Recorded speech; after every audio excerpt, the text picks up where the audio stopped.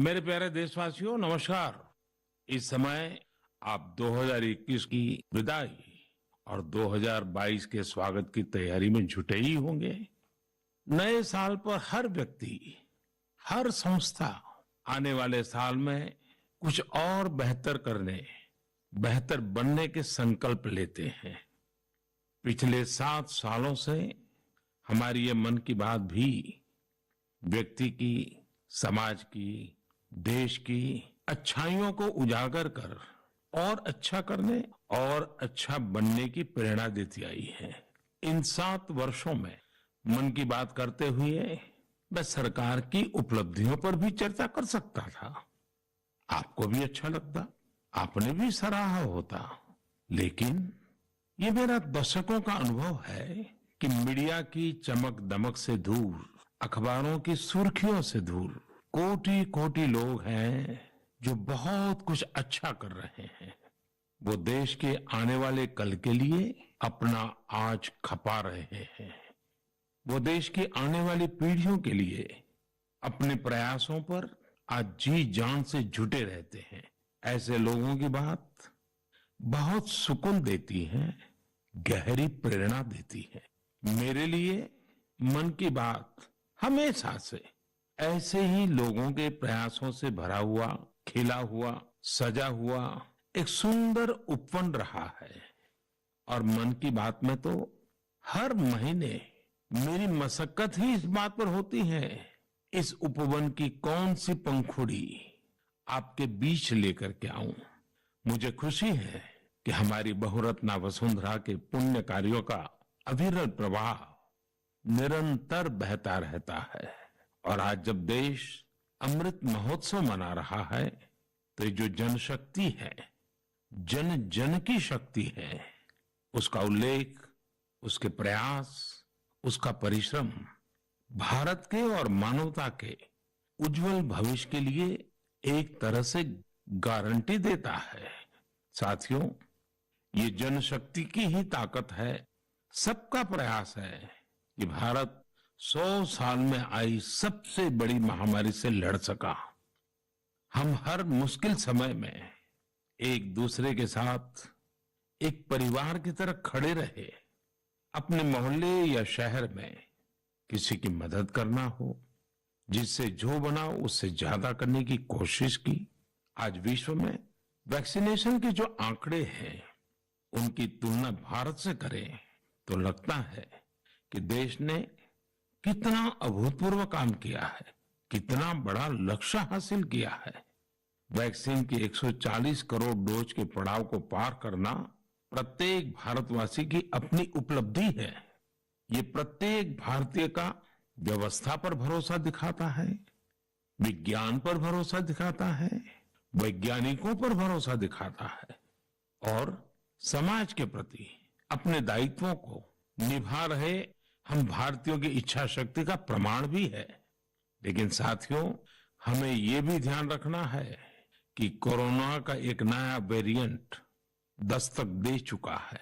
पिछले 2 वर्षों का हमारा अनुभव है कि इस वैश्विक महामारी को परास्त करने के लिए एक नागरिक के तौर पर हमारा खुद का प्रयास बहुत महत्वपूर्ण है।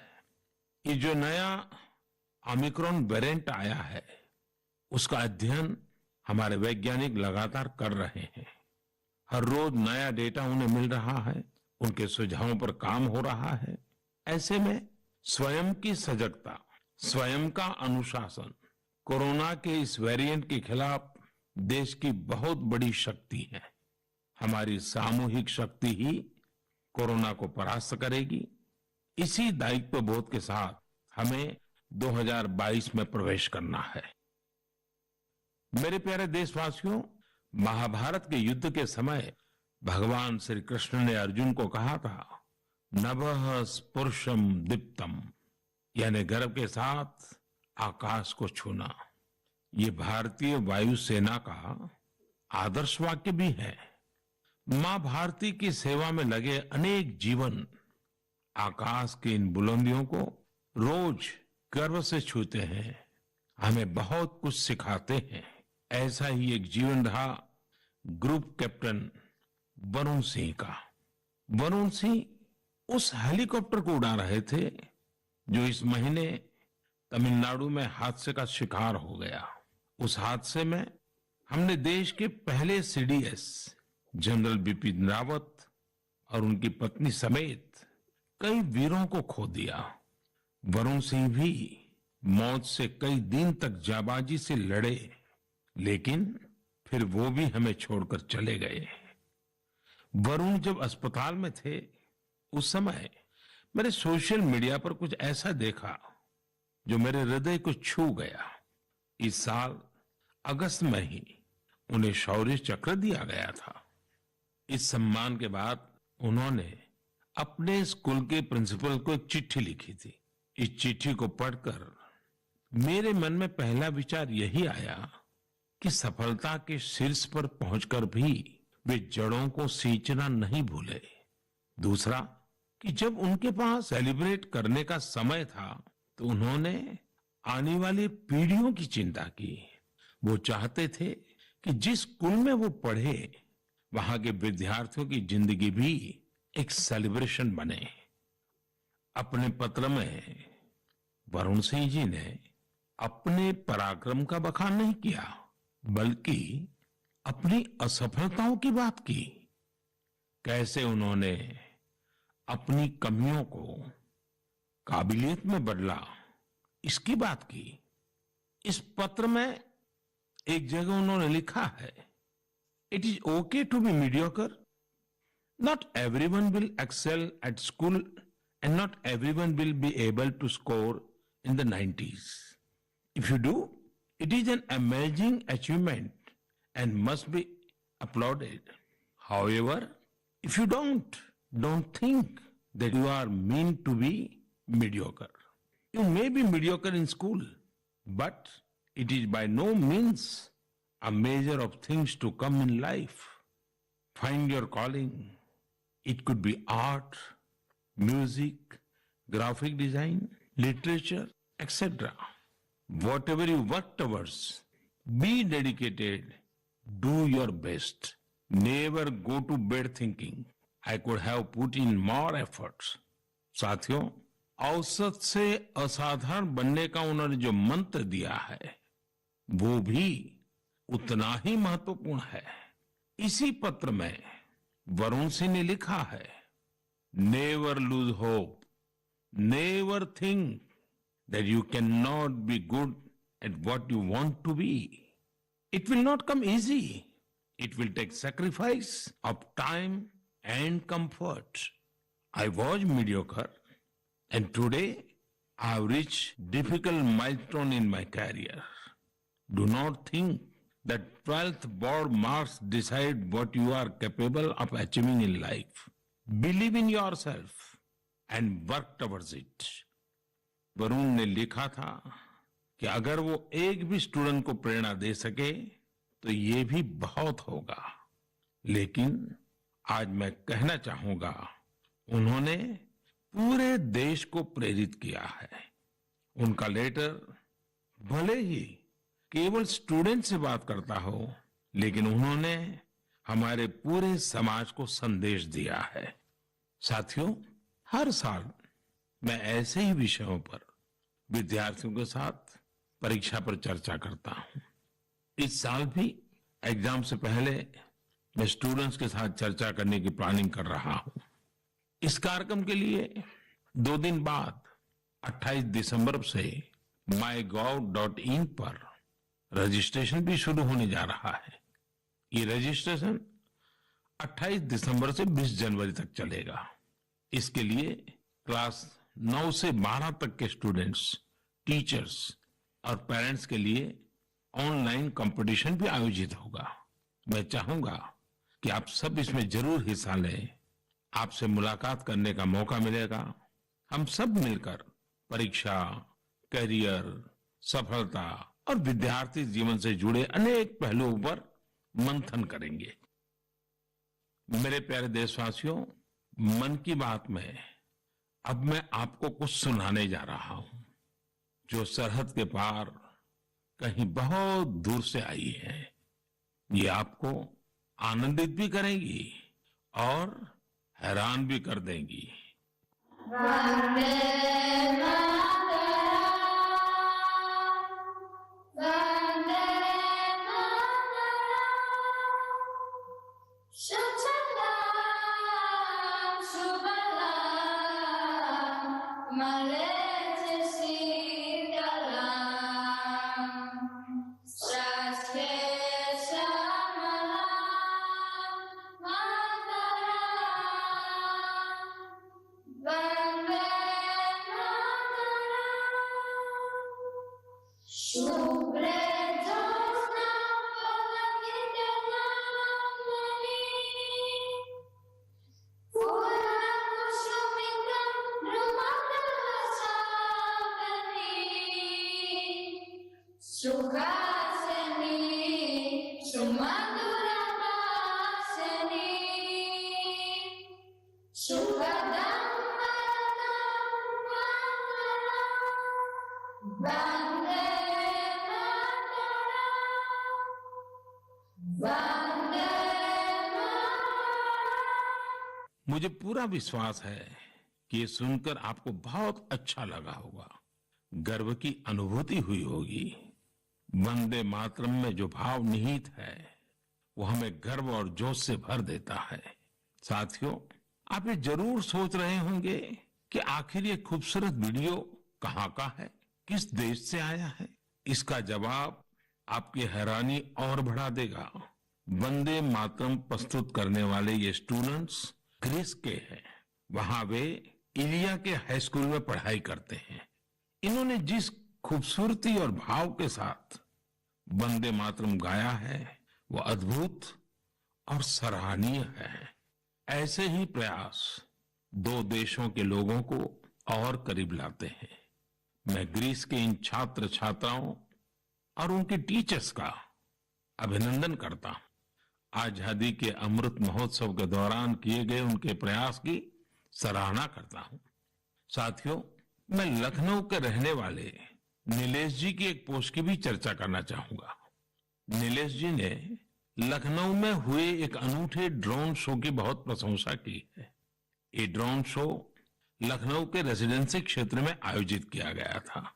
1857 के पहले स्वतंत्रता संग्राम की गवाही रेसिडेंसी की दीवारों पर आज भी नजर आती है। रेसिडेंसी में हुए ड्रोन शो में भारतीय स्वतंत्रता संग्राम के अलग अलग पहलुओं को जीवंत बनाया गया। चाहे चौरी चौरा आंदोलन हो, काकोरी ट्रेन की घटना हो या फिर नेताजी सुभाष बाबू का अदम्य साहस और पराक्रम, इस ड्रोन शो ने सबका दिल जीत लिया। आप भी इसी तरह अपने शहरों के, गांवों के आजादी के आंदोलन से जुड़े अनूठे पहलुओं को लोगों के सामने ला सकते हैं। इसमें टेक्नोलॉजी की भी खूब मदद ले सकते हैं। आजादी का अमृत महोत्सव हमें आजादी की जंग की स्मृतियों को जीने का अवसर देता है, उसको अनुभव करने का अवसर देता है। ये देश के लिए नए संकल्प लेने का, कुछ कर गुजरने की इच्छा शक्ति दिखाने का प्रेरक उत्सव है, प्रेरक अवसर है। आइए स्वतंत्रता संग्राम की महान विभूतियों से प्रेरित होते रहें, देश के लिए अपने प्रयास और मजबूत करते रहें।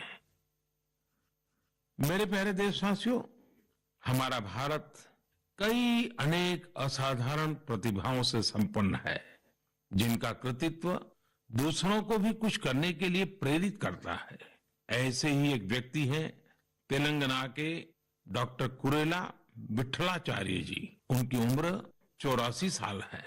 विठलाचार्य जी इसकी मिसाल है कि जब बात अपने सपने पूरे करने की हो तो उम्र कोई मायने नहीं रखती। साथियों, विठलाचार्य जी की बचपन से एक इच्छा थी, वो एक बड़ी सी लाइब्रेरी खोले। देश तब गुलाम था, कुछ परिस्थितियां ऐसी थी कि बचपन का वो सपना तब सपना ही रह गया। समय के साथ विठलाचार्य जी लेक्चरर बने, तेलुगु भाषा का गहन अध्ययन किया और उसी में कई सारी रचनाओं का सृजन भी किया। 6-7 साल पहले वो एक बार फिर अपना सपना पूरा करने में जुटे। उन्होंने खुद की किताबों से लाइब्रेरी की शुरुआत की, अपने जीवन भर की कमाई इसमें लगा दी। धीरे धीरे लोग इससे जुड़ते चले गए और योगदान करते गए। यदाद्री भुवनागिरी जिले के रमन्नापेट मंडल की इस लाइब्रेरी में करीब 2 लाख पुस्तकें हैं। विठलाचार्य जी कहते हैं कि पढ़ाई को लेकर उन्हें जिन मुश्किलों का सामना करना पड़ा वो किसी और को न करना पड़े। उन्हें आज ये देखकर बहुत अच्छा लगता है कि बड़ी संख्या में स्टूडेंट्स को इसका लाभ मिल रहा है।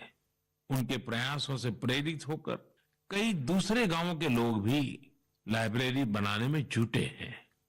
साथियों, किताबें सिर्फ ज्ञान ही नहीं देती बल्कि व्यक्तित्व भी संवारती हैं, जीवन को भी गढ़ती हैं। किताबें पढ़ने का शौक एक अद्भुत संतोष देता है। आजकल मैं देखता हूं कि लोग ये बहुत गर्व से बताते हैं कि इस साल मैंने इतनी किताबें पढ़ी, अब आगे मुझे ये किताबें और पढ़नी है। ये एक अच्छा ट्रेंड है जिसे और बढ़ाना चाहिए।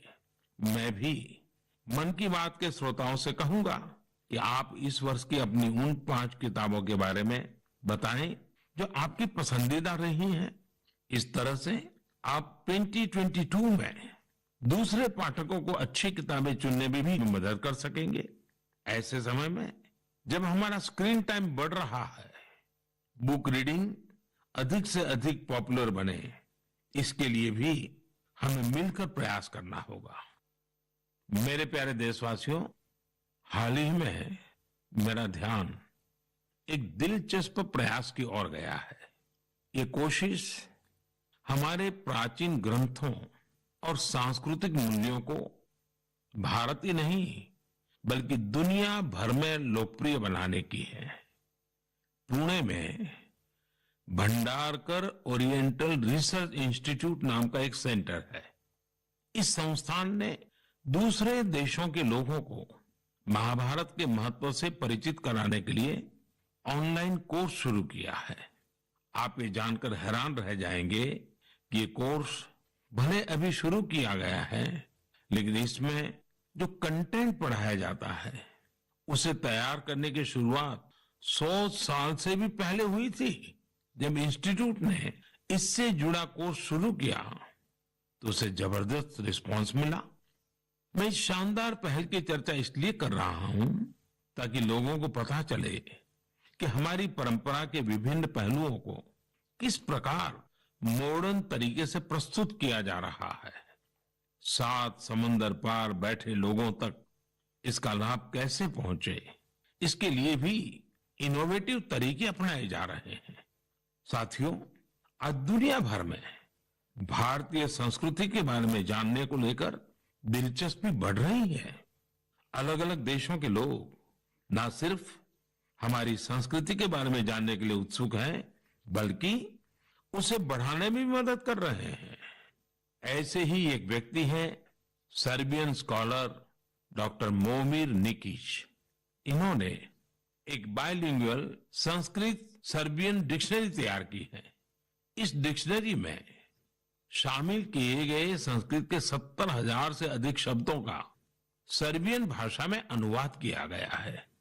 आपको ये जानकर और भी अच्छा लगेगा कि डॉक्टर निकिच ने 70 वर्ष की उम्र में संस्कृत भाषा सीखी है।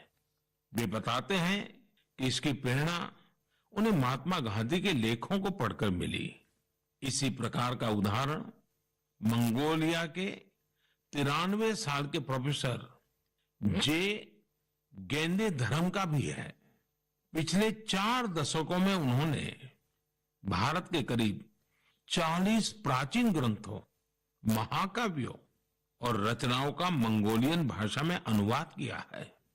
अपने देश में भी इस तरह के जज्बे के साथ बहुत लोग काम कर रहे हैं। मुझे गोवा के सागर मुले जी के प्रयासों के बारे में भी जानने को मिला है, जो सैकड़ों वर्ष पुरानी कावी चित्रकला को लुप्त होने से बचाने में जुटे हैं। कावी चित्रकला भारत के प्राचीन इतिहास को अपने आप में समेटे हैं। दरअसल काव का अर्थ होता है लाल मिट्टी। प्राचीन काल में इस कला में लाल मिट्टी का प्रयोग किया जाता था।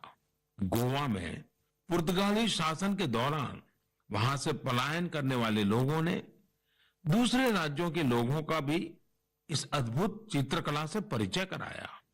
समय के साथ ये चित्रकला लुप्त होती जा रही थी, लेकिन सागर मुले जी ने इस कला में नई जान फूंक दी है।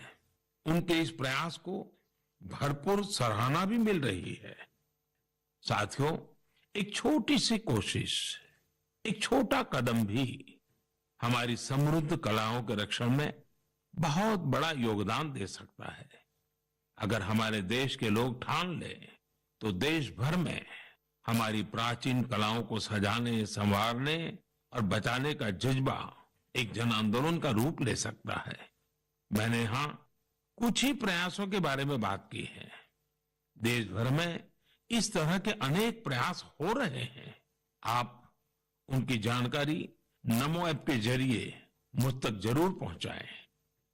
मेरे प्यारे देशवासियों, अरुणाचल प्रदेश के लोगों ने साल भर से एक अनूठा अभियान चला रखा है और उसे नाम दिया है Arunachal Pradesh air gun surrender अभियान।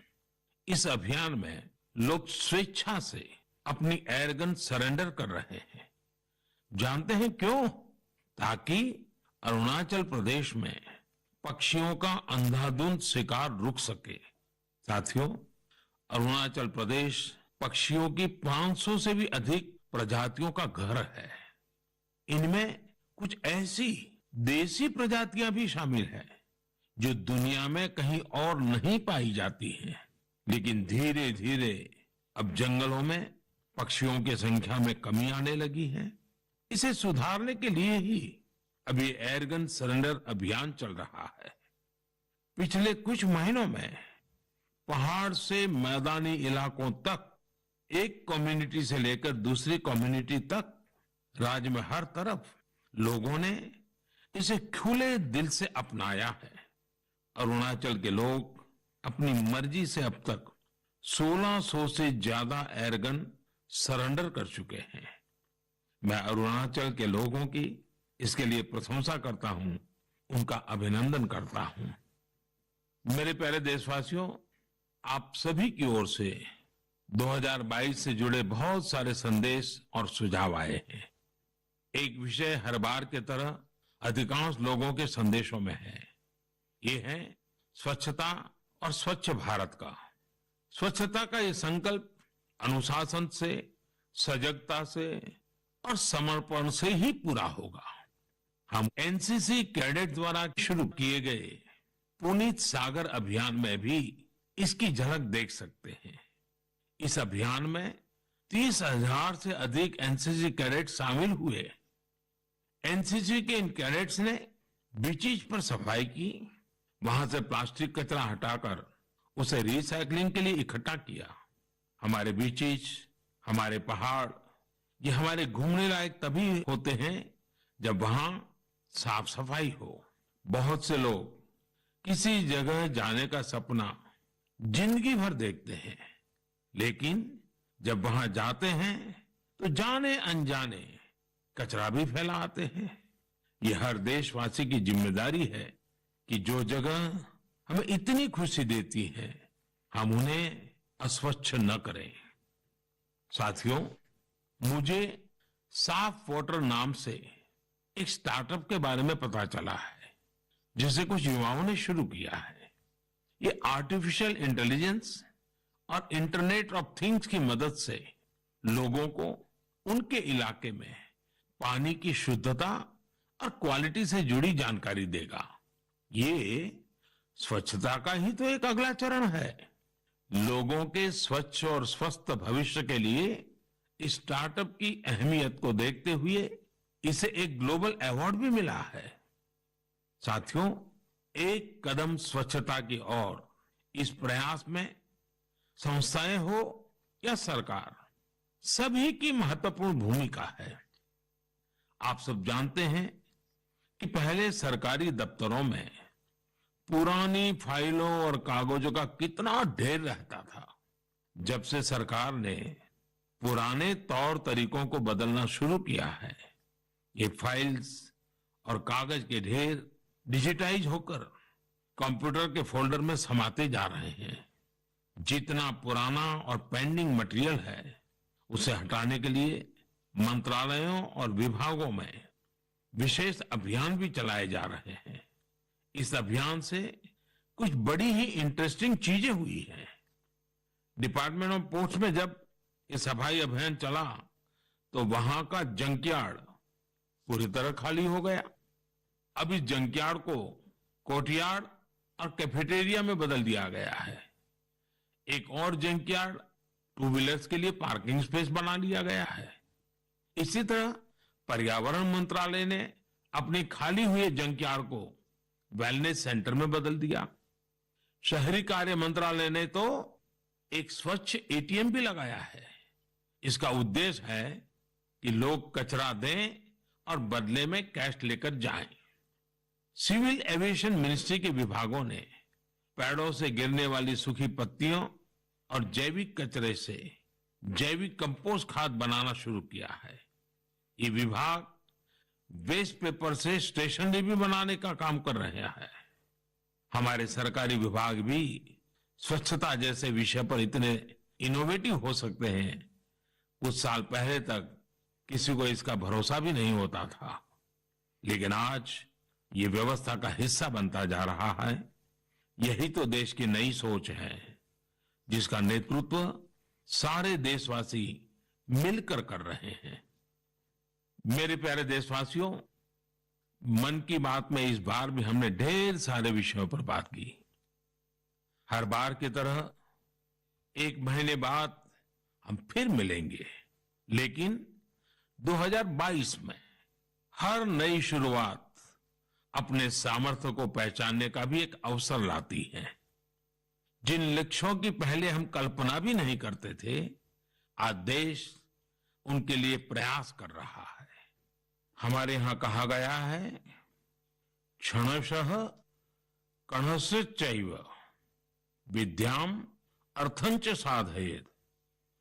क्षणे नष्टे कुतो विद्या, कणे नष्टे कुतो धनम। यानी जब हमें विद्या अर्जित करनी हो, कुछ नया सीखना हो, करना हो, तो हमें हर एक क्षण का इस्तेमाल करना चाहिए। और जब हमें धन अर्जन करना हो, यानी उन्नति प्रगति करनी हो, तो हर एक कण का यानी हर संसाधन का समुचित इस्तेमाल करना चाहिए। क्योंकि क्षण के नष्ट होने से विद्या और ज्ञान चला जाता है, और कण के नष्ट होने से धन और प्रगति के रास्ते बंद हो जाते हैं।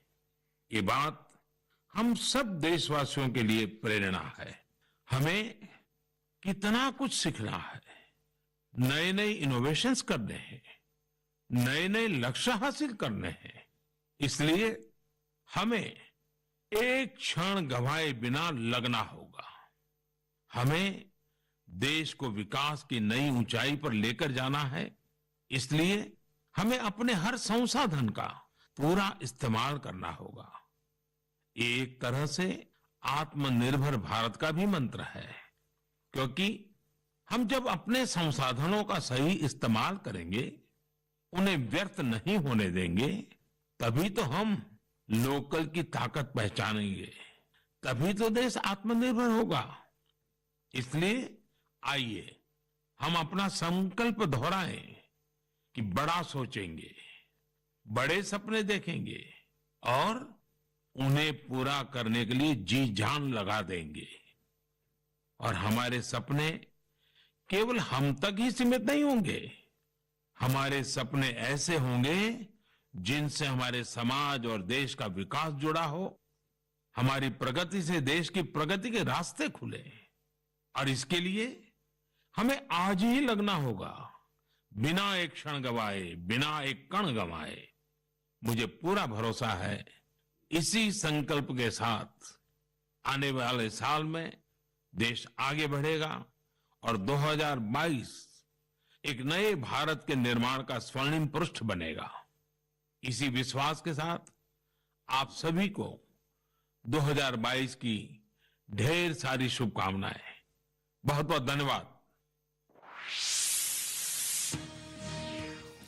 तो प्रधानमंत्री मोदी मन की बात कर रहे थे। पीएम मोदी ने कहा कि सामूहिक शक्ति से ही कोरोना को हराया जा सकता है। भारत ने टीकाकरण में बड़ा लक्ष्य हासिल किया है। 140 करोड़ डोज लग चुकी हैं। इसके अलावा पीएम मोदी ने कोरोना के नए वेरिएंट ओमिक्रॉन का जिक्र भी किया, जिसमें पीएम मोदी ने कहा कि इस नए वेरिएंट पर रिसर्च लगातार चल रही है।